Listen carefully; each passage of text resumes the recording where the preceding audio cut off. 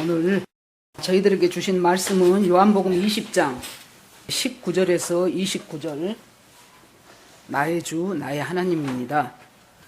같이 읽으시겠습니다. 시작. 이날 곧 안식 후 첫날 저녁 때에 제자들이 유대인을 두려워하여 모인 곳에 문들을 닫았더니 예수께서 오사 가운데 서서 가라사대 너희에게 평강이 있을지어다. 이 말씀을 하시고 손과 옆구리를 보이시니 제자들이 주를 보고 기뻐하더라. 예수께서 또 가라사대 너희에게 평강이 있을지어다. 아버지께서 나를 보내신 것 같이 나도 너희를 보내노라. 이 말씀을 하시고 저희를 향하여 숨을 내쉬며 가라사대 성령을 받으라. 너희가 네 죄든지 사하면 사해질 것이요 네 죄든지 그대로 두면 그대로 있으리라 하시니라. 12 제자 중에 하나인 디두모라 하는 도마는 예수 오셨을 때에 함께 있지 아니한지라. 다른 제자들이 그에게 이르되 우리가 주를 보았노라 하니 도마가 가로되 내가 그 손에 못자국을 보며 내 손가락을 그 못자국에 넣으며 내 손을 그 옆구리에 넣어보지 않고는 믿지 아니하겠노라 하니라. 8회를 지나서 제자들이 다시 집에 있을 때에 도마도 함께 있고 문들이 닫혔는데 예수께서 오사 가운데 서서 가라사대 너희에게 평강이 있을지어다 하시고 도마에게 이르시되 내 손가락을 이리 내밀어 내 손을 보고 내 손을 내밀어 내 옆구리를 넣어보라. 그리하고 믿음 없는 자가 되지 말고 믿는 자가 되라. 도마가 대답하여 가로되 나의 주시며 나의 하나님이시니이다. 예수께서 가라사대 너는 나를 본 거로 믿느냐? 보지 못하고 믿는 자들은 복되도다 하시니라. 아멘. 기도하겠습니다. 하나님 감사합니다. 예배드리게 하시니 감사합니다. 참 어려운 시절에 하나님 저희들이 그래도 예배 앞에 모일 수 있도록 인도하시니 감사드립니다. 하나님 아버지 주님께서 함께 하시고 하나님 말씀을 저희들에게 풀어주시기를 간절히 원합니다. 그리하여 하나님 말씀의 능력으로 저희들이 새롭게 날마다 새 샘물을 마시는 것 같은 그 주님의 놀라운 생수가 우리의 심령에 공급되어서 두려움도 불안도 부패함도 썩어짐도 모든 것들이 다 깨끗하게 예수의 보혈로 씻겨지는 이 시간이 되게 하여 주시옵소서. 아버지 믿음으로 성장하기를 간절히 원합니다. 말씀을 들려주실 주님을 찬송합니다. 성령님 임재하여 주시어서 우리 모두를 함께 주장하여 주시옵소서. 예수님 이름으로 기도합니다. 아멘. 우리는 지난주일에 정말로 장담을 했었던 너희가 다 나를 떠나리라 했을 때 무슨 말씀이십니까? 나는 주님이 옥에 가면 옥에도 가고 죽는 데 가면 죽는 데도 같이 가겠습니다 하고 엄청 장담했던 그 베드로, 예수님의 말씀대로 새벽에 닭 울기 전에 3번이나 부인하면서 우리의 다짐이나 우리의 의지로 신앙생활을 하는 것이 아니고 네가 믿음에서 떨어지지 않도록 사단이 계속 그 영혼을 까불려고 청구했지만은 그럼에도 주님의 기도하심으로 우리가 믿음 안에 자라나게 돼서 여기까지 오게 됐다. 이제 그 말씀을 지난주에 드렸습니다. 이번 주일에는 이제 드디어 예수님이 십자가에 박히시고 안식일이 지나고 이제 안식 후 첫날입니다. 예수님을 그동안 열심히 따라다니고 정말로 예수님을 사모했던 막달라 마리아를 비롯한 다른 여자들 몇 명이서 안식일이 지나가기를 손꼽아 기다렸습니다. 왜냐하면 안식일에는 얼마 이상의 거리를 갈 수 없기 때문에 안식일이 지나고 채 어둠이 가시지 않는 그 새벽에 예수님의 시신에 향품을 바를 수 있도록 그걸 들고 지금 가고 있습니다. 가면서 이제 걱정이 되지요.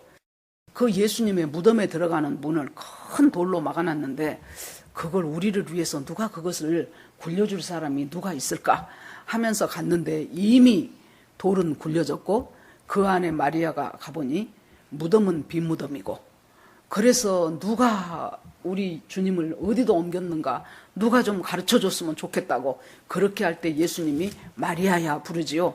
그러니까 라비어 하면서 깜짝 놀래죠. 그리고 예수님을 만져서 확인하려고 합니다. 그러니까 예수님이 아직 만지지 말아라. 내가 아직 아버지께로 가지 않았다. 그래서 부활은 했지만은 아직 승천하지 않음으로 말미암아 하나님과 앞에서 그것이 지금 통과되지 않는 그 상태, 부활체의 상태로 있기 때문에 나를 만지지 말라고 주님께서 그렇게 말씀을 하시고 그리고 제자들에게 가서 빨리 말해라.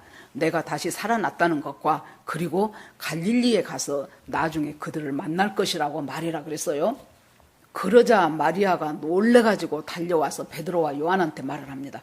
그래서 베드로와 요한이 그 소리를 듣고 달려가죠. 달려가서 보니 무덤은 비어있고 예수님의 옷이 정말로 매미가 허물 빠지듯이 그렇게 쫙 밑에 짜부러져 있어요.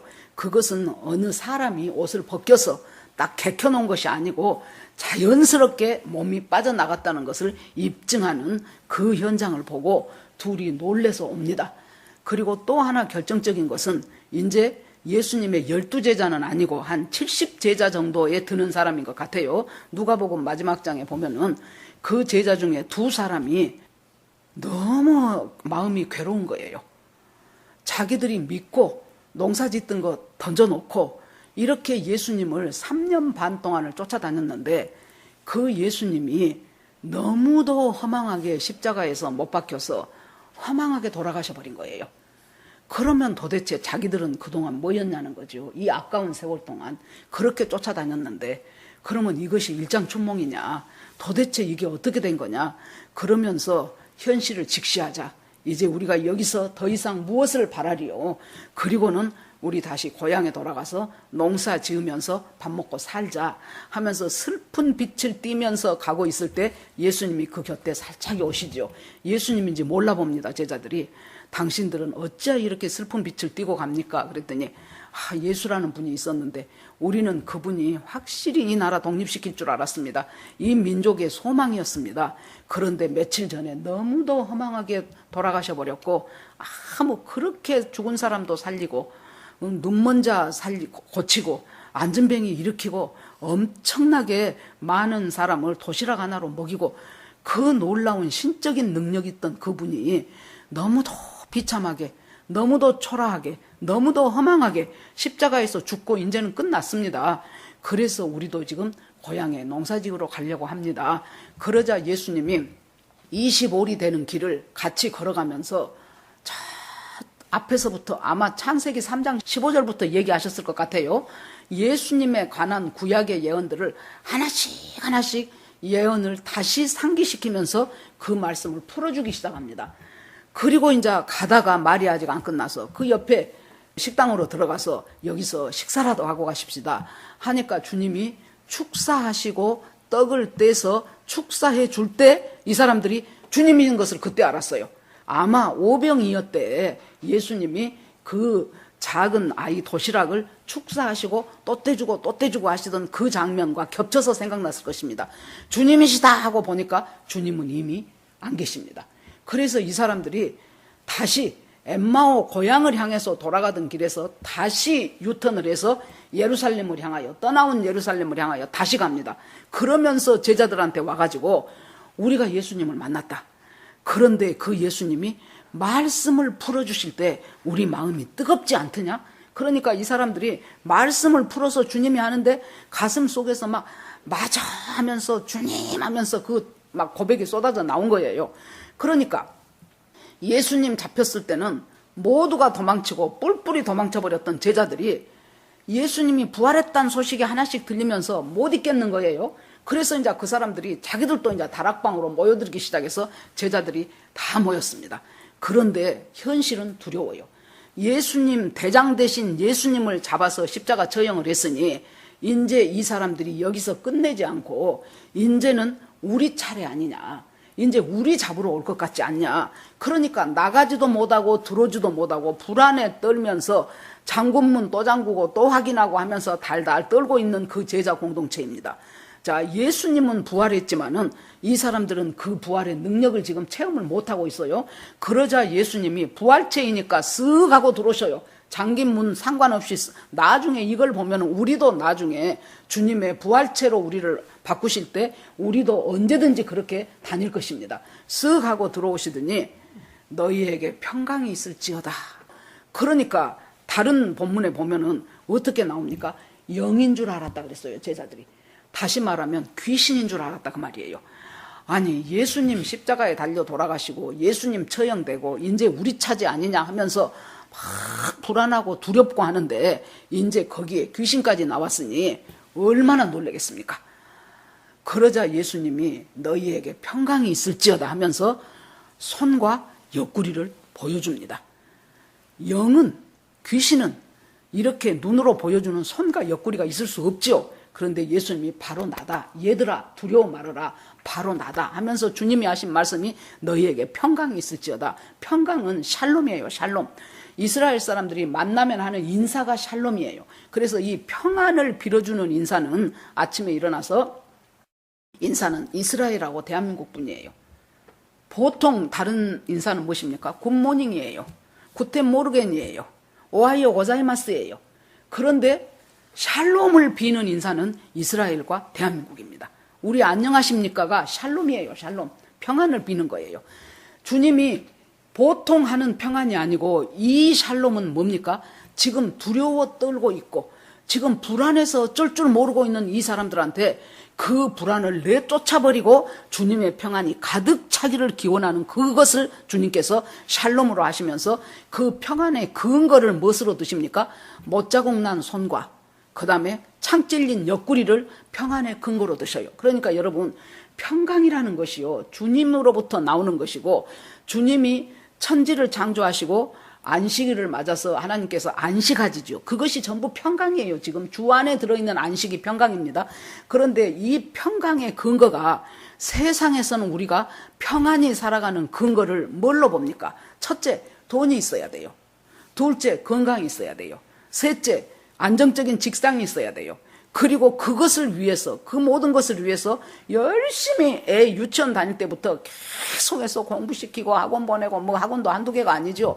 그렇게 하면서 네가 돈 잘 벌 수 있는 사람, 건강할 수 있는 사람, 그 다음에 좋은 스펙으로 안정된 직장을 취직할 수 있는 사람, 이런 것들을 위해서 열심히 부모들이 지금 자식을 위해서 투자를 하고 있죠. 그런데 주님이 우리한테 제시하는 평강의 근거는 그것이 아니고 못자국 난 못에 박혀서 큰 상처난 그 손과 그리고 창에 찔려서 상처난 그 옆구리의 상처가 너희들의 평안의 근거라는 거예요.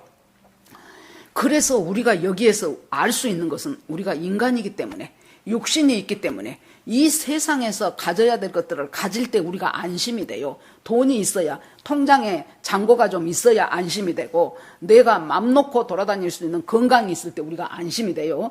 내가 열심히 일하면 그 일한 대가로 지급받아지는 봉급이 있고 그럴 때 우리가 안심을 합니다. 그런데 주님께서 그것이 문제가 아니고 이 평강의 근본적인 평강은 어디서 오냐? 바로 예수 그리스도의 십자가고 그 십자가에서 창 찔리고 못 박힌 그 예수가 흘린 그 보혈, 그 피, 그 죽으심, 그것을 통과하지 않으면, 그것을 믿고 내가 구주로 영접하지 않으면 참 평강은 없다는 것을 주님께서 말씀을 해주고 있습니다. 그러면은 주님께서 두 번째 또 너희에게 평강이 있을지어다 그 말을 또 해요. 또 하고 나서는 주님이 뭐라고 하냐 그러면은 숨을 내쉬면서 성령을 받으라 그래요. 그러면 평강을 아까는 십자가에 못 박힌 예수 그리스도의 피와 십자가의 창과 그 죽으심으로 우리가 참 평강의 근본을 차지했다면은 그 다음에 주님이 가르쳐 주신 것은 뭡니까? 성령을 받으라는 거예요. 성령을 받는데 숨을 내쉬며, 이 숨을 내쉰다는 말이 창세기 2장에 보면 하나님이 진흙으로 인간을 만들지요. 아담을 만들지요. 그리고 그 코에 생기를 불어넣으시니 비로소 사람이 된지라 생령이 된지라 살아있는 영이 됐다는 거예요. 그러니까 흙덩어리를 갖다가 주님이 쭈물떡거려서 사람의 형체를 만들고 그 코에다가 주님의 입술 기운, 생령, 루아흐, 성령 그것을 부어 넣으니 그 사람이 비로소 살아있는 영혼 생명이 된다는 거예요. 그러니까 우리가 이것이 해결되지 않는 사람은 아무리 멋진 인간이 평강할 수 있는 멋진 돈과 재력과 금력과 권력과 명예와 모든 것을 가져도 그 코에 생기가 들어가지 않는 사람은 그것은 허수아비다 그 말이에요. 그래서 우리가 아무리 나보다 잘 살고 똑똑한 사람도 예수가 없는 사람을 그 영혼을 불쌍히 보아야 되는 이유가 거기 있습니다. 그래서 주님께서 생기를 불어넣으시는데 여기서 숨을 내쉬며 하는 말하고 그 코에 생기를 불어넣으시냐 하는 말이 같은 말이라고 말이에요. 같은 의미고 같은 말이에요. 그래서 지금 우리한테도 하나님께서 우리에게 성령으로 하나님께서 우리가 하나님을 영접하고 성령이 우리 안에 거하게 되고 그 성령이 마음 놓고 활동할 수 있는 사람이 되어가는 것이 우리가 주께서 주시는 평강을 누릴 수 있는 사람이라는 거예요. 그것을 주님이 지금 얘기를 하시죠. 그러면서 이 사람들한테 무슨 말을 하냐면 너희들이 자 십자가의 보혈로 죄 씻음 받고 예수 영접했어요. 그 다음에 날마다 성령 안에서 성령의 생기를 호흡하면서 우리가 살아가요. 그런 사람에게 주님이 주실 수 있는 권세가 어떤 눈을 주십니까? 구원이란 것이 무엇인가를 깨달을 수 있어요. 그래서 저 사람이 예수 그리스도를 믿고 구원받고 성령을 받은 사람한테는 당신의 죄가 깨끗이 씻음받았습니다 말할 수 있는 권리가 있어요.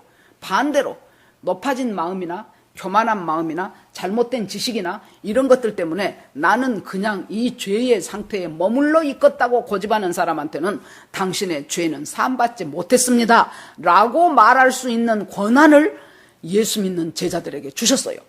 그 12제자만 그 권한을 받은 것이 아니고 오늘날 우리도 그 예수를 고백하고 십자가를 통해서 못자국과 창자국이 내 인생 가운데서 나를 주관하기 시작한다면 그리고 내 안에 오신 성령의 능력대로 내가 살아가기 시작한다면 우리도 그와 똑같은 권세와 자격을 주님으로부터 받은 것입니다. 자, 그리고 주님이 와서 이제 보니까 12제자 중에 디두모라 하는 도마가 있었는데 그 도마는 예수님 오셨을 때 함께 계시지 않았어요. 그러니까 여러분 봅시다.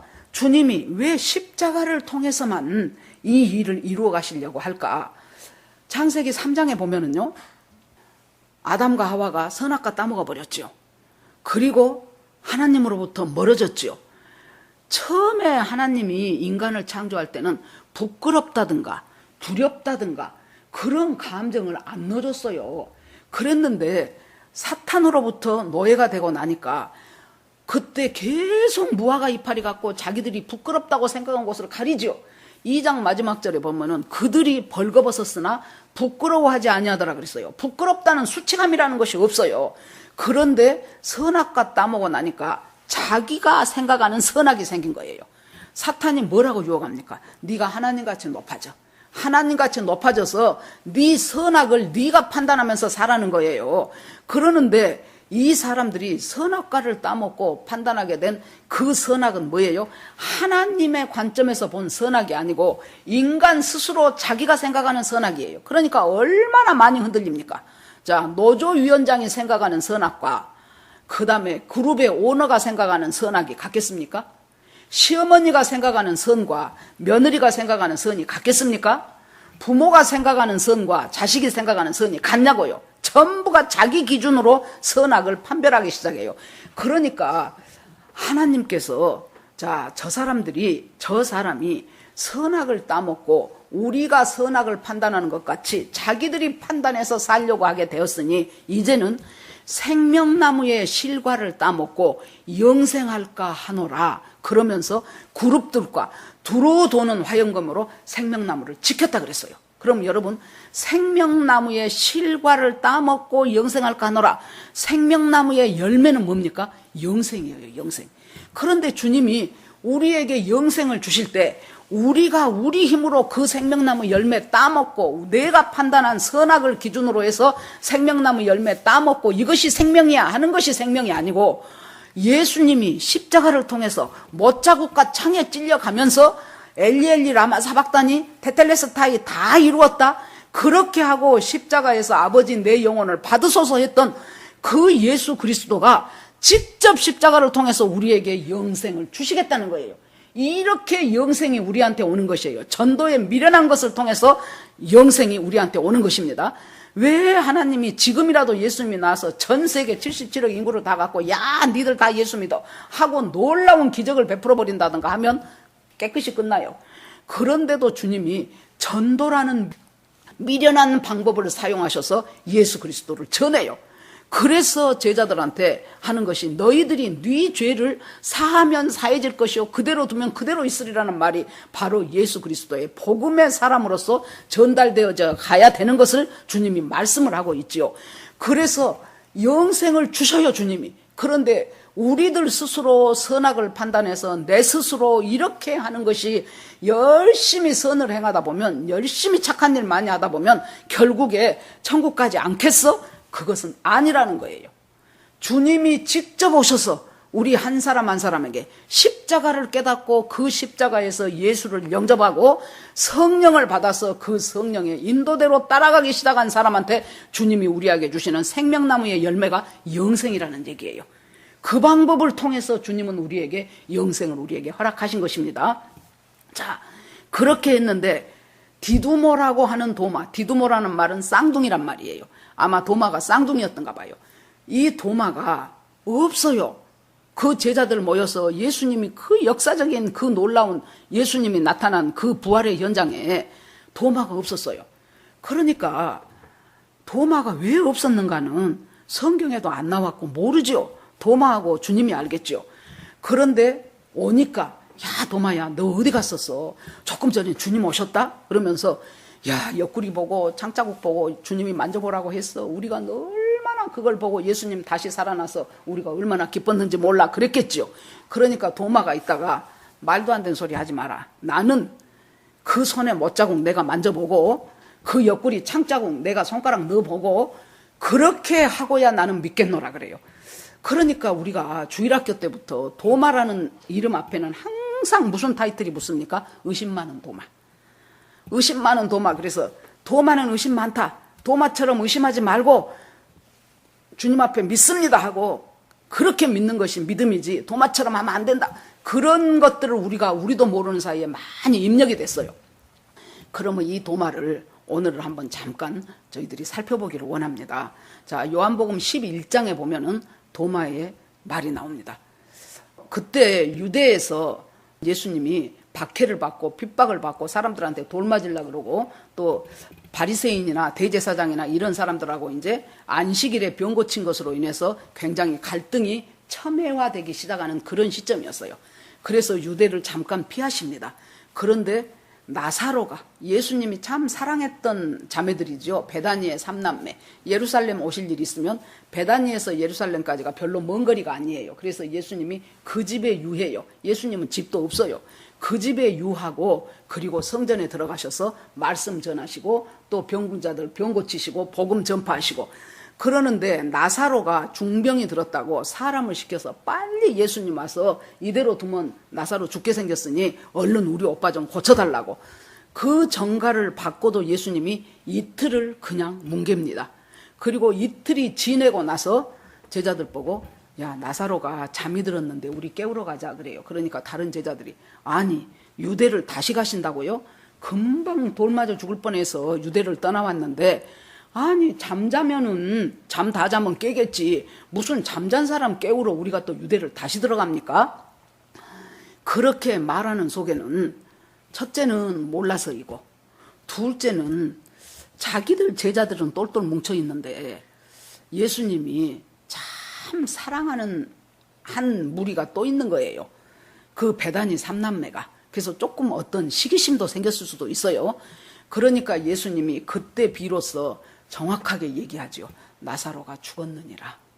그러니까 다른 제자들은 막 주님을 유대까지 갈 필요 뭐 있어요. 죽었으면 이제 장례 지내고 이제 끝나면 되지. 이미 죽어버렸으면 잠들었으면 잠다 자면 일어날 것이고 죽었으면 어쩔 수가 없고 그렇게 지금 생각하고 있는데 그때 도마가 탁 나섭니다. 뭐라고 합니까? 우리도 주와 함께 죽으러 가자 그래요. 주와 함께 죽으러 가자. 이 말은 우리가 이런 의미로 생각해 볼 수 있어요. 첫 번째는 약간 비아냥되는 식으로 뭐 그렇게 나사로한테 깊은 관심을 갖고 집착하셔요? 그런 말이고 두 번째는 그래도 유대에서 예수님을 돌로 들어 치려고 하는 그 위험한 상황인데 어떻게 예수님 혼자 가게 놔둘 수가 있냐. 비록 죽더라도 우리도 같이 가자. 이렇게 볼 수가 있습니다.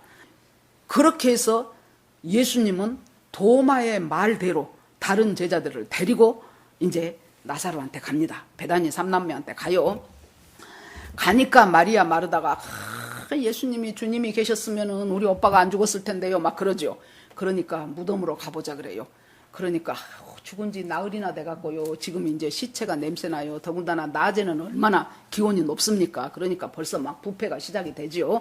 냄새가 납니다. 그러니까 주님께서 네가 나를 믿느냐? 나를 믿으면 놀라운 일을 보게 될 것이다.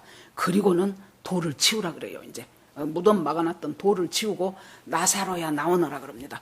그러니까 나사로가 전부 그 시신을 쌌던 그 옷 그대로 동인채로 그대로 나왔어요. 그때 만약에 예수님이 나사로야라고 이름을 깜빡 안 부르고 그냥 나오너라 그랬으면 그때 그 무덤에 있는 모든 사람들이 다 나와 버렸을 거예요. 예수님이 나사로야 나오너라. 도마와 제자들은 이때 무엇을 보게 됩니까? 이미 물질 세계를 떠나버린 영혼이요. 지금 영계에 가 있어요. 나사로의 영혼이 나흘이나 됐으니까 영계에 가 있는 그 나사로의 영혼을 예수님이 명령해서 다시 불러서 나사로의 몸속에다가 집어넣는 거예요. 그러니까 죽음을 완전히 이겨버리신, 죽음을 통제하시고 죽음을 명령하신 그 예수님을 도마와 그 모든 제자들은 바로 나사로의 무덤 앞에서 다시 보게 되는 역사가 일어나죠. 자, 그렇게 되고 이제 그 일이 있고 나서 요한복음 14장에 가면은 예수님이 너희는 마음에 근심하지 마라. 아버지를 믿으니 또 나를 믿어라. 내가 지금 이제 곧 제자들은 지금 이 십자가 질 걸 모르지요. 근데 예수님이 내가 곧 지금 아버지한테 간다. 가서 너희가 있을 처소를 예비해 놓고 다시 오마. 그러니까 분명히 주님 입으로 말씀하신 것이 다시 온다는 것. 예수님이 재림하신다는 것은 흔들리시면 안 돼요. 뭐 한두 번이 아니지만은 그러면 예수님은 십자가에서 달려 돌아가시고 지금 뭐하고 계신다는 소리예요? 우리들이 와서 거처할 처소를 만들고 계시는 중이에요. 너희들이 있을 처소가 다 마련이 되면은 내가 다시 오겠다고 그랬어요. 지금 만들고 계시는 중이에요. 그 처소가 여러분 영어 성경 보면 맨션이라고 돼 있어요. 맨션. 굉장히 좋은 그 집들을 맨션이라고 하지요. 여기서 우리가 이 세상 살아가면서 너무 이 세상 집에 집착하지 마세요. 조금 형편이 돼서 좀 비싼 집에 살 수도 있고 좋은 집에 살 수도 있고 형편이 안 돼서 좀 좁고 어렵고 그런 집에 살 수도 있지요. 여러분 우리가 청년들이 뭐 장가 간다고 칩시다. 그러면 서울에 한 30평짜리 아파트를 살려고 계획을 세워본다고 했어요. 아마 모르면 몰라도 평생 모아도 못 살걸요. 지금 서울 시내에 평균 한 20 몇 평 아파트도 10억이 넘어요. 그런 상황 속에서 여러분 이 세상은 주님이 주시는 대로 작게 주시면 작은 대로 감사하고 많이 주시면 많은 대로 주님 뜻에 합당하게 쓰고 그렇게 살면서 내가 짓고 싶어하고 내가 소망하고 싶은 것은 바로 저 영원한 처소에 내 집을 예비하고 계시는데 그 내 집의 재료가 지금 무엇입니까? 내 믿음대로예요. 내 믿음대로 주님은 집을 예비하셔요. 여기에서는 돈이 많아야 좋은 집에 살아요. 그런데 그쪽에서는 믿음이 좋아야 좋은 집에 살아요.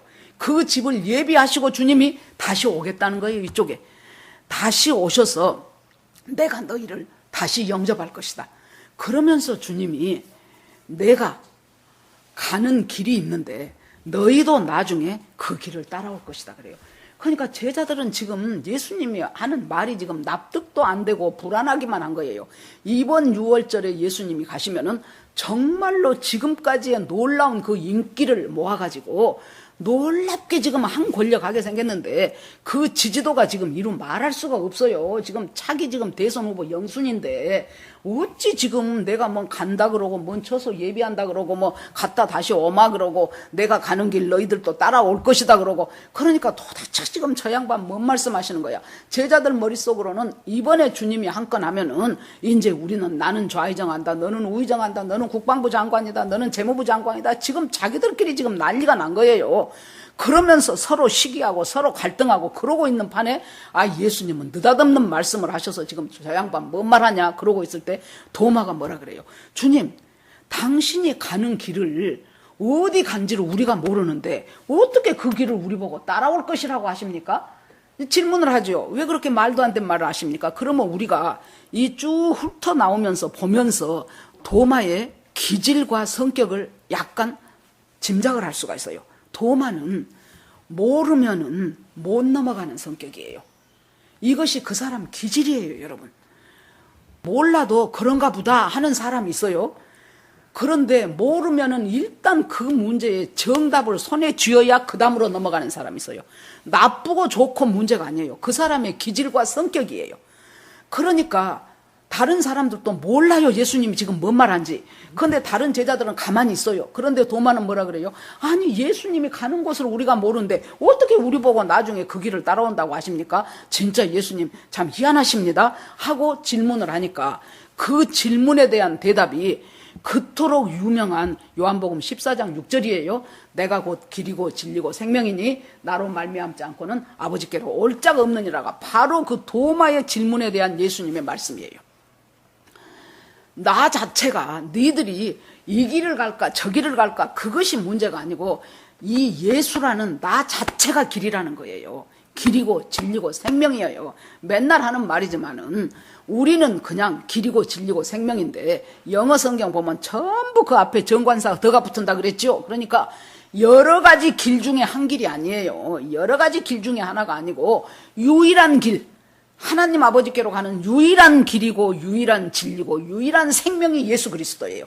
이것 때문에 기독교에서 2단과 2단 아닌 것이 구분이 되는 거예요. 여러분, WCC 요즘같이 포스트 모더니즘 시대에서는 절대라는 말이 없어. 절대 신이라는 것이 없어요. 전부가 상대예요. 너도 좋고 나도 좋고 우리야 모두 오케이가 지금 이 모든 세상 풍조의 주류들입니다. 그래서 남산으로 올라가는데 길이 하나가 아니라는 거예요. 후암동 쪽으로 갈 수도 있고 명동 3번 출구에서 나가서 쭉 올라갈 수도 있고 저쪽에서 또 저기 무엇입니까 남산 터널 쪽에서 나와갖고 갈 수도 있고 그렇게 하고 결국에 길이 여러 가지지만은 정상에 올라가서 전망대는 다 같이 모일 수가 있다. 그것이 WCC예요. 그러나 예수 그리스도께서는 분명히 말씀하시기를 내가 유일한 길이고 내가 유일한 진리고 내가 유일한 생명이고 예수 그리스도 외에 구원 얻을 이름을 이 천하 인간 중에 준 적이 없다라고 분명한 말씀이죠. 그래서 그 모든 것들을 가지고 주님이 그토록 싫어하는 것이 하나님과 더불어 다른 것을 신삼아 섬기는 것. 그건 주님이 도저히 용납할 수가 없는 것입니다. 자, 그러니까 이런 과정 가운데서 도마가 여러분 십자가에서 예수님이 창 찔리고 못 박히고 할 때 예수님의 몸은 엄청 정말 갈갈이 엄청난 상처를 입었죠. 그러면 제자들은 그 사건을 통해서 상처가 없었을까요? 아니요. 제자들은 제일 먼저 굉장히 예수님에 대한 정체성이 자기가 흔들렸을 거예요. 3년 반 동안 찰떡같이 믿고 따라다녔잖아요. 저분만이 우리의 구원주이시다. 저분이 우리의 메시아다 하고 정말로 여러분 베드로 부를 때 보세요. 네가 사람을 낚는 어부냐? 이제부터 고기를 낚는 어부냐? 이제부터 사람 낚는 어부가 되게 하겠다 하면서 그물도 버리고 배도 버리고 열심히 주님을 쫓아다닐 때 그것이 보통 믿음이냐고. 그거 보통 아무나 할 수 있는 일이 아니잖아요. 그 제자들이 모두 그렇게 했어요. 그랬는데 내가 3년 반 동안 헛짓했구나. 완전히 이거 지금 흔들려버리는 상황이에요. 정체성의 혼란이 와요. 예수님에 대한 정체성의 혼란이 오니까 그 다음에 뭐예요? 나는 뭔 짓 한 거야. 나는 도대체 뭔 짓 하고 그동안 3년 반 동안을 내가 이렇게 헛짓한 거야 하는 속에서 막 불안하고 거기다가 플러스 무엇이 있습니까? 그럼에도 불구하고 인간적으로 보더라도 자기 스승이잖아요. 그런데 그 스승은 그 모진 고통을 당할 때 자기들은 다 도망가 버렸다는 죄책감까지 플러스 돼요. 지금 그 중에서 저는 제일 심한 사람이 도마였다고 생각이 됩니다. 다른 사람들은 거기 모여갖고 달달 떨고라도 있는데 도마는 못 있겠는 거예요. 그 속에 막 이게 해결이 안 되니까 미치겠는 거예요. 한 걸음 못 뛴다니까요. 도마는 성격상 아주 괴로워요. 이 문제가 해결이 돼야 돼. 그러니까 다른 친구들 다 있는데도 자기는 밖에 나가서 여기 봤다 저기 가봤다. 아마 갈보리 있는 쪽으로도 가봤을 수도 있어요. 그러고 자기들이 즐겨 다녔던 막 기드론 시내 있는 쪽으로도 가봤을 수 있고 다른 사람 말도 들어봤을 수 있고 아무튼 그렇게 헤매는 거예요. 그렇게 헤매. 이것으로 미뤄봐서 도마는 어떤 사람입니까? 상당히 회의론자예요. 그리고 뭔가 정답이 주어져야 확실히 믿어지는 실증론자예요. 그렇기 때문에 그것이 해결이 안 되니까 이 십자가에서 받았던 자기들의 상처, 예수님에 대한 정체성의 혼란, 따라서 오는 자기 정체성의 혼란, 그 다음에 또 죄책감, 이런 것들 속에서 한 걸음도 자기는 앞으로 디딜 수가 없는 그 회의적인 심령을 어떻게 할 수가 없으니까 다른 제자들하고 같이 못 있고 이 사람은 나가서 돌아다니다가 그래도 결국은 다시 돌아오지요. 돌아오니까 제자들이 예수님 봤다는 거예요. 너 어디 갔었냐? 예수님 왔었다. 부활했었다. 그러니까 도마가 하는 말이 뭐예요? 내가 만져보고 짚어보고 하지 않고는 못 믿겠다는 것은 뭐예요? 십자가 때문에 내가 흔들렸던 그 혼란함, 십자가 때문에 내가 받았던 그 놀라운 정체성의 그 불안함, 그것 다시 한번 십자가로 못자국 난 그 손 만져보고 창자국 난 그 옆구리 만져보고 십자가를 통해서 내가 다시 회복하고 싶다는 거예요. 이것이 저는 도마의 간절한 고백이라고 생각이 됩니다. 그 받았던 상처, 그 받았던 고통, 나는 다시 십자가의 예수를 내가 확실히 만나보고 나서 그러면 내가 회복될 것으로 나는 믿는다예요. 그 전에 우리 작은 아들이 대학교 1학년인가 2학년 그 무렵쯤 됐을 것입니다. 이제 회의론자예요. 따지는 것이 많아. 복잡해요. 그러면 나는 너는 왜 이것을 못 믿냐? 아니 말씀이 이렇게 되어 있으니까 믿어. 그러니까 여러분 도마 같은 사람이 따지는 이유가 안 믿으려고 따지겠습니까? 아니에요. 믿고 싶은데 안 믿어지니까 따지는 거예요.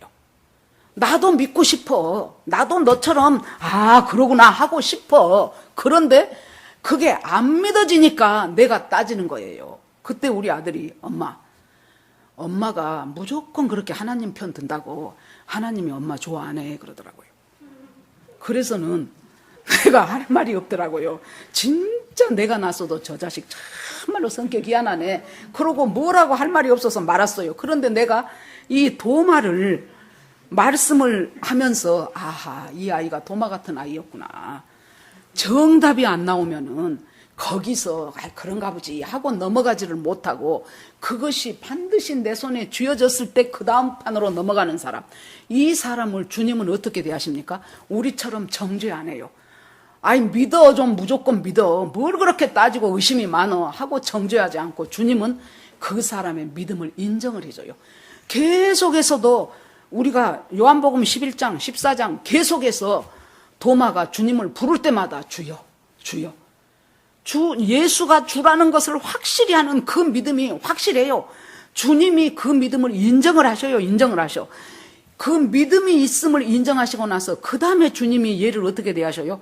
인내로 대하셔요. 여러분 우리 주변에 있는 사람이나 우리들 자식이나 남편이나 그런 사람들 가운데서 이 도마와 같은 회의론자라든가 비판한다든가 잘 따진다든가 의심을 많이 한다든가 이런 사람들에 대해서 저는 그러면은 어떤 성품의 사람입니까? 베드로냐 도마냐 하면 저는 베드로형이에요. 나중에 비록 3번이나 부인할지라도 주야 믿습니다 그렇게 해놓고 보는 스타일이란 말이에요. 그러니까 저 같은 사람이 도마 같은 사람을 볼 때는 부부로 살아 그러면 미처 못 살아. 이혼해야 돼. 그런 사람하고는. 도마 같은 사람도 저 같은 사람하고는 무조건 덮어놓고 믿는다는 것이 말이 되냐 납득이 되어야지 하고 이제 둘이 부딪히게 되죠. 그러는데 주님은 어째요? 이런 사람에 대해서는 인내할 필요가 있어요. 막 우리는 정답을 빨리 내가 만들어갖고 저 사람한테 내가 가지고 있는 정답을 저 사람 손에다 콱 쥐어져 버렸으면 좋겠어요. 그런데 주님은 인내하셔요. 인내하시면서 어디로 데리고 갑니까? 이 도마가 믿음이 생길 수 있는 방향으로 주님이 인도를 해가셔요. 결국에 나중에 도마가 나의 주, 나의 하나님이라는 그 믿음이 있는 곳까지 주님이 계속해서 이 사람을 몰고 가시죠. 그래서 나는 십자가의 그 혼란함 때문에 내가 지금 무너져 가려고 하는데 도저히 못 있겠는데 그러는데 그 십자가의 장본이신 주인공이신 예수 그리스도를 만나고 확인하고 거기서 나는 주님을 다시 믿겠다는 그 도마의 고백입니다. 자, 이제 8일이 지나갔어요. 8일 후에 이때는 예수님이 도마만을 위해서 오시는 날이었어요. 8일이 지나고 났는데 예수님이 다시 오십니다. 다시 오셔갖고 뭐라 그래요? 너희에게 평강이 있을지어다. 너희에게 평강이 있어요. 주님의 주시는 그 평강은 불안과 두려움과 의심을 다 내쫓아버리는 평강이에요. 우리가 마지막 교회 끝나고 가는 사람은 불을 끄면은 여기가 캄캄합니다. 저 비상구 등 쬐끄만 것밖에 없어요. 그런데 처음 들어온 사람이 불을 딱 한 2개만 켜면은 그 어둠이 다 사라져 버립니다. 그것처럼 예수 그리스도의 평강이 나를 사로잡기 시작하면은 내 속에 있었던 두려움, 불안, 의심, 염려, 걱정 모든 것이 싹 사라지죠. 너희에게 평강이 있을지어다. 그렇게 하시면서 도마에게 딱 보시면서 도마야, 너 내 손에 못자국 한번 만져봐라. 너 옆구리에 창자국 한번 너 만져볼래? 그러면서 그 자리에 없었지만은 예수님이 전부 듣고 계신 주님이 이제는 도마 같은 사람을 향하여도 주님은 1대1로 나타나셔요. 그래서 그 사람의 기질적인 특성 가운데서 잘 안 믿어지는 회의론자인 그 도마를 주님께서 야, 다른 친구들이 다 나 만났다 그러면 너도 믿어야지. 왜 못 믿어? 그것이 아니에요. 주님이 봐라. 그 사람은 그 사람대로 주님께서 대하십니다. 만져볼래? 여러분 만져봤습니까? 도마가 예수님 딱 나타나시자 그 자리에서 무릎을 꿇고 나의 주 나의 하나님이십니다. 원래는요 그 앞에 감탄사가 들어가요. 아, 나의 주님이십니다. 그거예요. 아이고 주님이시네요. 그 말이에요. 그 앞에 엄청난 감탄사가 들어갑니다. 나의 주 나의 하나님이십니다 하고 말을 더 이상 맺지를 못해요. 여기까지 우리 주님은 인도하셔요. 베드로를 인도하셨다면 역시 회의론자이고 따지기 좋아하는 이 도마도 하나님께서 정말로 그 사람의 특성에 맞춰서 인도하십니다. 나의 주 나의 하나님이십니다. 이제 주님께서는 이 제자들에게 이제부터는 너희들이 일할 때가 됐다. 너희들이 일할 때가 됐는데 어떻게 해야 이 일을 시작하냐 그러면은 성령을 받아야 되는데 자 오순절까지 기다려라. 오순절에 아버지께서 약속하신 것을 줄 그때까지 너희가 예루살렘을 떠나지 말고 기도하면서 기다려라 그러죠. 그래서 제자들이 오순절까지 열심히 기다리지요. 그러기 전에 뭔 일이 있습니까? 예수님께서 지금 해결이 안 된 사람이 있어요. 도마는 해결됐어요. 도마는 딱 그렇게 돼버리니까 내 손에 예수의 부활이 딱 쥐어져 버리니까 도마의 모든 의식과 회의는 다 사라져 버렸어요. 전승에 의하면은 도마 얘기가 주로 안 나오죠. 사도행전에서 이제 베드로, 요한, 바울 이제 이런 사람들이 계속 나오죠. 도마는 인도에 가서 산채로 껍질이 벗겨진 채로 도마는 순교했다고 해요. 그래서 도마의 이야기는 저희들이 그렇게 알고 있습니다. 도마는 확실해졌어요. 그런데 아직 못 헤어나고 있는 사람이 누굽니까? 베드로죠. 베드로와 및 다른 제자들이에요. 베드로는 예수님을 부인을 해버렸기 때문에 그 죄책감에다가 부끄러움에다가 이런 것들 때문에 부활한 예수가 자기하고 지금 상관이 없어요. 그러니까 이래야 좋을지 저래야 좋을지 마음의 정처를 못 잡겠는 거예요. 그래서는 며칠 있다가 뭐라 그럽니까? 아유 우리 먹고 살아야 되니까 나 고기 잡으러 갈란다. 그러니까 도마가 나도 그래갖고 7명이 고기 잡으러 떠나죠. 고기 잡으면 허탕친 그 새벽에 예수님이 얘들아 고기 많이 잡았냐 그러면서 그 해변가에서 생선 굽고 떡 굽고 그렇게 하고 있는 예수님을 만나죠. 그때 주님은 이번 사건은 도마가 주인공이었어요. 도마를 위해서 주님이 오셨어요. 그때 떡 군 사건은 누굽니까? 베드로를 비롯한 그 도망갔던 다른 제자들 그 사람들을 중심으로 예수님이 지금 대표로 베드로하고 이야기합니다. 네가 이 세상의 많은 사람들보다 나를 더 사랑하냐? 주께서 하시나이다. 네가 나를 사랑하냐? 3번 묻지요. 3번 부인한 베드로에게 3번 묻고 떡 먹어라 고기 먹어라. 그렇게 하면서 완전히 베드로를 내 양을 쳐라 내 양을 먹여라 내 어린 양을 쳐라 하면서 베드로를 완전히 그 상처에서 회복되게 하신 그 예수, 그 예수께서 너희들이 오순절 때까지 이제 기다려라. 아버지가 줄 것을 기다려라. 전에도 많이 말씀드렸죠. 유대에서 지금도 6월절을 지키면은 뭐라고 합니까? 아버지가 맞자를 갖다가 몰래 숨겨놓는다 그랬죠. 그러면 애들이 막 해갖고 이제 그걸 찾아내요. 그러면은 아버지가 오순절 때 내가 너희에게 준 잘 찾았다 그러면서 그때 내가 약속한 선물을 주마 하면서 선물을 줘요. 그러니까 이스라엘 이 제자들은 오순절 때 아버지의 약속하신 것을 기다려라 그러면 뭔 말인지 알아요. 하나님께서 어떤 뭔가 모르는 선물이 자기한테 오겠구나. 그래서 이 사람들이 마가의 다락방에 모여가지고 열심히 기도하죠. 전혀 기도에 힘쓰니라 그랬죠. 드디어 오순절 마가의 다락방에 성령이 강림하면서 정말로 불의 혀같이 막 방언이 쏟아지기 시작하고 성령의 바람이 불고 그 속에서 전부 다 이제 성령 충만한 사람으로 바뀌기 시작합니다. 그리고 그때부터 예수님의 12제자를 비롯하여 나머지 제자들이 전 세계 각지에 바울이라는 걸출한 하나님의 사람이 나오기 시작하면서 온 세계를 돌아다니며 복음을 전파하기 시작하죠. 그러면 정말로 우리도 역시 이 도마처럼 아니면은 지난주에 살펴봤던 베드로처럼 장담해놓고 할 수 없는 사람, 따지느라고 부활을 못 만난 사람, 이런 사람들 중에 하나인데 주님께서 우리한테 가장 맞춰서, 여러분 보세요. 어떤 사람이 예수 믿게 된 그 간증을 한번 들어보셔요. 어떤 사람은 느닷없이 정말로 성령이 벼락치듯이 자기한테 내려와가지고 그렇게 예수 믿게 된 사람도 있어요. 어떤 사람은 그냥 어떤 사람 따라서 슬슬 교회 다니다 보니까 그전에 우리 교회에 오셨던 이문미 그 케냐 선교사님, 그 사람은 자기 친한 언니가 부흥회에 가자 그래갖고 갔는데 처음에 예수 믿으니까 이 성경 말씀이 안 들리지요. 그러니까 맨날 열심히 자. 그런데 딱 눈을 떴더니 이제 끝났어요. 끝났는데 그 언니가, 자기 데리고 온 언니가 따라가야 돼. 자기가 그 사람 차 타고 가야 되니까. 그 언니가 일어나서 앞으로 나가. 그러니까 이제 나가는 시간인가 보다. 그러고는 자기도 따라갔죠. 근데 나중에 알고 보니까 아프리카 케냐 선교사 할 사람 나오라고 했는데 옆에 언니 쫓아가다가 자기도 모르게 그쪽으로 가서 잠자다 일어나갖고 헌신했는데, 여러분 보세요. 그분 아마 유튜브에 가서 여러분 봐보세요. 얼마나 사역을 명랑하게 하신 분이에요. 밝고 기분 좋게 하시는 분이에요. 전에 우리 교회도 초창기 때 한번 오셨지요. 얼마나 사람이 긍정적이고 에너지가 넘쳐나는 사람이에요.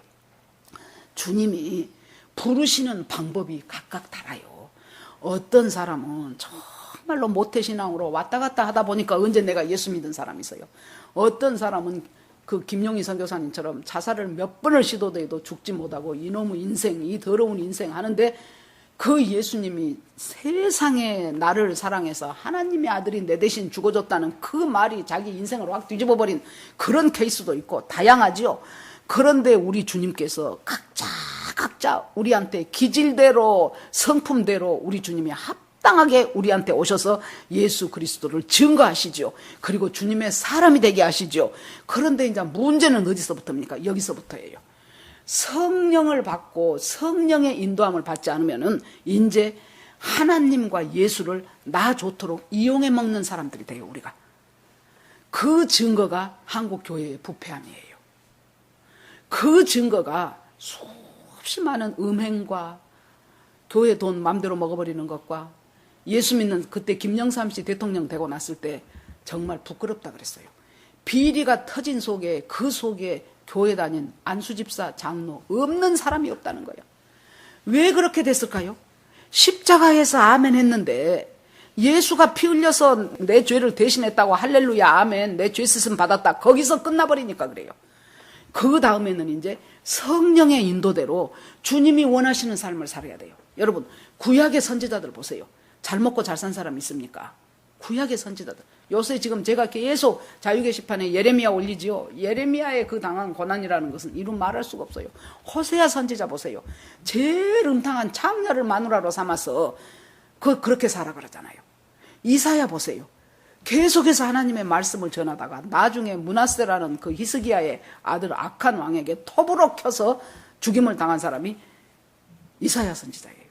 신약에서도 보세요. 예수님의 제자들, 12제자들 전부 다 유다야 자기가 끝내버렸으니까 놔놓고 전부 예수님의 제자들 다 십자가에서 사도 요한 빼놓고는 다 순교했잖아요. 바울 보세요. 자기 가만히만 있었으면은 상위 1% 안에 드는 기득권자였어요. 학력 좋지요, 집안 좋지요, 문벌 좋지요, 모든 것을 갖추었던 사람이 바울이었어요. 예수 그리스도를 딱 만나고 그 가치를 알고 나니까 정말로 A4 용지 하얀 거 딱 반으로 적어갖고 예수를 믿기 전, 예수를 믿은 후 그렇게 써본다면은 자기가 예수를 믿기 전에 그토록 자기가 인생을 잘 살기 위해서 수없이 많이 만들었던 그 많은 자기의 업적과 자기의 스펙과 자기의 수고와 이 모든 것들이 예수가 누구인가를 딱 써놓고 보니까 예수 앞에서 이것들은 전부 배설물이구나. 그걸 깨달았으면 깨닫고 맙니까? 아니요. 그때부터 이제 고난의 역사예요.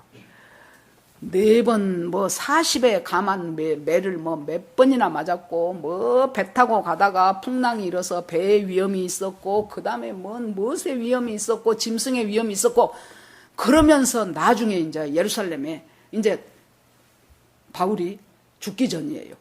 그곳에서 빌립 집사의 딸들이 아주 믿음이 좋아서 예언을 잘하는 딸들이에요. 그 딸들이 뭐라 그럽니까? 아이고 바울 선생님 예루살렘 가지 마십시오. 제가 기도해 보니까요 누가요 선생님을 꽁꽁꽁꽁 묶어가지고 엄청나게 예루살렘 가면 결박과 핍박이 있을 것 같아요. 그러니까 또 딴 사람이 또 그 말을 하죠. 많은 핍박과 환란이 당신을 기다립니다. 여러분 우리가 바울인데 그런 예언을 받았다고 해봐요. 그러면 어떻게 하겠습니까? 아이고 하나님께서 그걸 면하게 하시려고 저 사람을 통해서 그 말씀을 주셨구나. 아이고 주여 할렐루야입니다. 그러면 예루살렘 안 가야죠. 내가 예루살렘에 그 위험이 있어서 하나님이 나를 피하게 하시는군요. 안 그럴 사람 누가 있습니까? 하나님 할렐루야입니다. 하나님 감사합니다. 그러겠죠. 그런데 바울이 뭐라 그래요? 어떤 환락과 핍박이 기다린다 할지라도 내가 주 예수의 복음을 전하려 하면은 내 생명을 조금도 부끄러운 것으로 조금도 아까운 것으로 여기지 않겠노라. 여러분 우리가 모두 바울같이 살 수는 없어요. 그러나 내 살아가는 삶 속에서 정말로 우리가 참 평강을 누리고 참 평강을 갖고 살기를 원한다면 첫째 예수 그리스도의 십자가에 못 박히신 그 못자국난 손과 옆구리에 찔린 그 창자국난 그것이 그냥 예수님이 그랬다네 피 흘려서 내가 죄사함 받았다네 이것으로 끝이 아니에요. 그것이 내 삶을 이제 움직여가는 원동력이 돼야 돼요. 원동력이 되기 위해서 해야 되는 것이 계속 성령의 인도를 받아야 돼요. 계속해서 성령의 인도하심 대로 비록 그것이 나에게 손해난다 할지라도 비록 그것이 내가 자존심이 꼬그라진다 할지라도 비록 그것이 정말로 내 마음에 안 든 것이라 할지라도 그렇게 하면서 주님 앞에서 살아가기 시작하는 그것을 주님께서 내가 너희에게 평강을 주기를 원하노라예요. 너희에게 평강이 있을지다. 샬롬의 참 의미가 그것이고 그 샬롬을 주기 위해서 가르쳐주기 위해서 예수님은 십자가에 죽으시고 부활하시고 제자들에게 나타나셔서 부활의 의미를 가르쳐주시고 그리고 내가 가는 길을 너희도 결국은 올 것이다 라고 말씀하시고 자, 그 도마가 계시록 21장인가? 21장일 것입니다. 보면은 새 예루살렘 성이 하늘에서 내려온다 그랬어요. 새 예루살렘 성에 보니까 12기둥이 있어. 그 성을 바치는 그 12기둥이 무엇인고 했더니 그 기둥에가 전부 예수 그리스도의 제자들의 이름이 기둥마다 적혀 있더라는 거예요. 새 예루살렘 우리는 안 가봐서 몰라요. 아주 기가 막힌 거예요. 신랑이 신부를 위해서 예비해서 만들어준 그 새 예루살렘 성에 12기둥에 제자들의 이름이 한 사람씩 한 기둥, 이 기둥에는 베드로, 저 기둥에는 안드레 그렇게 적혀 있어요. 새 예루살렘을 이끌어 나가는 지금 예수님의 12제자의 그 12기둥 중에 하나에 도마의 이름이 새겨져 있을 것입니다. 그리고 그 새 예루살렘의 성문이 여러분 뭡니까? 12진주대문이라 그랬어요. 우리는 그냥 성경을 보면서 하여튼 엄청 좋은 데 같구나 그렇게 생각하고 말지요. 왜 대문이 장식이 되는데 그 대문이 다이아몬드나 루비나 사파이어가 아니고 진주문이었냐고. 여러분 주님의 나라에 들어가기 위해서 참 평강으로 누리기 위해서는 진주라는 것이 어떻게 생깁니까? 조개 속에 이물질이 들어가죠. 그 이물질을 녹이다가 그 진주라는 열매가 맺어지는 거잖아요. 그렇기 때문에 우리가요 그리스도인의 삶을 산다는 것은 내 인생 속으로 내 반갑지 않게 들어와 버린 그 이물질, 그 이물질을 내가 십자가의 피와 예수의 능력으로 녹여졌을 때 결정체가 나온 것이, 그 결정이 바로 진주라는 거예요. 그 진주로 되어 있는 그 진주에 그것을 가지고 있는 사람이 그 진주문을 들어갈 자격이 있는 것입니다. 주님께서 반갑게 맞이하실 것입니다. 여러분, 이제 지금 사순절 기간입니다. 부활까지 얼마 남지 않았습니다. 이 기간 동안에 그동안 내가 얼마나 예수의 피로 아멘이라고 하면서 얼마나 주님의 생각과는 엉뚱한 식으로 살아왔습니까? 자, 예수의 피로 구원받아서 아멘입니다 해놓고 그 다음에는 뭐예요? 내 원하는 것. 내가 이 세상에서 살면서 인정받아야 되고, 돈도 있어야 되고, 가정도 화목해야 되고, 그런 모든 것들을 이루기 위해서 예수여, 내 대신 죽었다면서요. 예수여, 그것을 이루어 주시옵소서. 내 능력으로 부족하니 당신이 이루어 주시옵소서. 정말로 주님이 원하시는 평강과는 반대적인 세상 평강 구하기 위해서 주님의 평강을 갖다 붙인 적이 얼마나 많았냐고 말이에요, 우리가. 자, 지금부터라도 주님, 이제는 내가 육신을 갖고 있어서 육신의 안락함을 구하기가 참 쉬운데 하나님, 이제부터는 하나님, 주님의 평강 안으로 나도 들어가게 하옵소서. 그 평강으로 살아가게 하옵소서 하는 기도와 그 삶에 대한 시도가 저와 여러분들한테 있어져야 될 줄로 압니다.